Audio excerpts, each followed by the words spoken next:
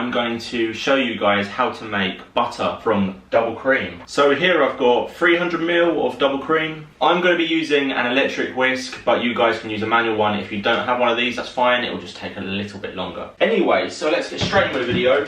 So I opened the double cream, and by the way, I tried this with Elm Lee and it didn't work because it's not actual cream, it's got vegetable oil in it instead.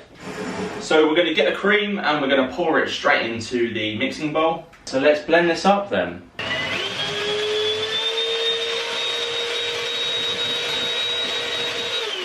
So already it's at the whipped cream stage, and we just need to keep going further until it turns into butter and separates into buttermilk.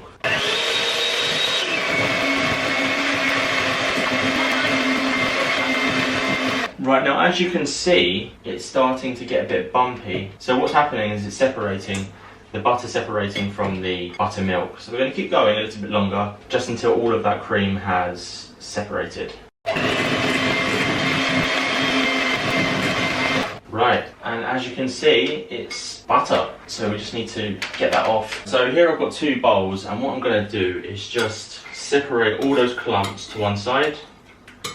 So what we're going to do is we're just going to pour this buttermilk into the sieve, just to separate any buttermilk from butter, and give it a little squeeze as well.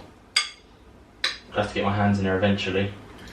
And then in here we've got buttermilk, which we can use for marinating some chicken, or we could put that in some coffee, and it'd be lovely. What we're going to do with this butter, we're going to add some cold water to it, and then we're going to have to get our hands in and really separate the rest of the moisture, and just give it a bit of a squeeze.